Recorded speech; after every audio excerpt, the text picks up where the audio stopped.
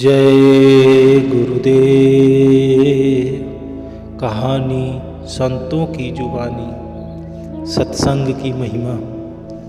एक बार एक चोर ने गुरु से नाम लिया और बोला, गुरुजी मेरा तो काम चोरी करना है, ये तो मुझसे नहीं छूटेगा।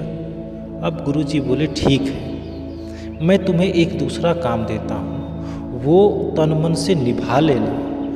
और उन्होंने कहा कि पराई स्त्री को माता बहन समझना। चोर बोला, ठीक है गुरुजी, मैं इस काम को जरूर करूँगा।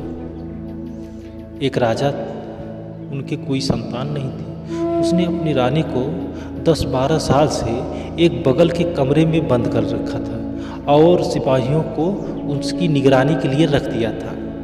उस चोर का उस रानी के साथ आना संबंध बना, वो उससे मिलने जाया करता था। एक दिन जब वो जा रहा था तो सिपाहियों ने देख लिया और राजा से कहा कि रानी से कोई मिलने आता है। राजा बोले, मैं छुप छुप के देखूंगा। अब राजा छुप के देखने लगा।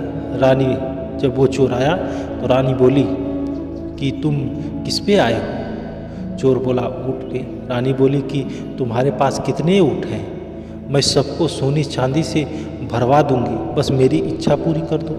तो चोर को अपने गुरु का दिया हुआ वचन याद आ गया।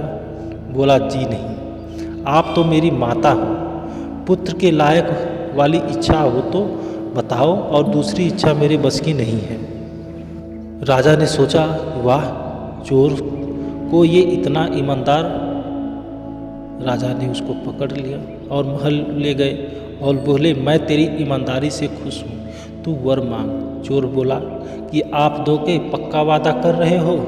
राजा बोला, हाँ दूंगा, मांग। चोर बोला कि मेरी माँ को, जिसको आपने बगल के कमरे में बंद कर रखा है, उसको सुहागन कर दो, उसको अपने पास रखो। राजा बड़ा खुश हुआ। उसने रानी को बुलाया और बोला, रानी मैं तुझे आज से दुखों से आज़ाद करता हूँ, तू भी मांग ले कुछ, कुछ मांगना चाहती है। रानी बोली कि देना है तो पक्का वादा करो।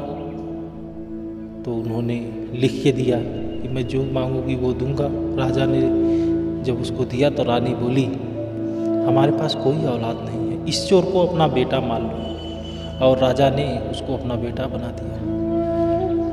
गुरु के एक एक वचन का पालन जो करता है, अगर उस पर विश्वास करता है, तो दुनिया की कोई ताकत नहीं है कि उसको दुख पहुंचा सके। गुरु का आशीर्वाद जब शिष्य पर हो जाता है, गुरु जब शिष्य पर प्रसन्न होता है, तो वो दौलत देता है जिस दौलत की परिकल्पना एक साधारण व्यक्ति कर ही नहीं सकता।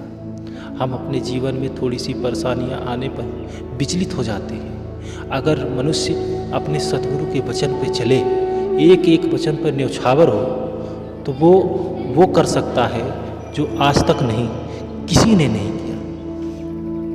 जय गुरुदेव।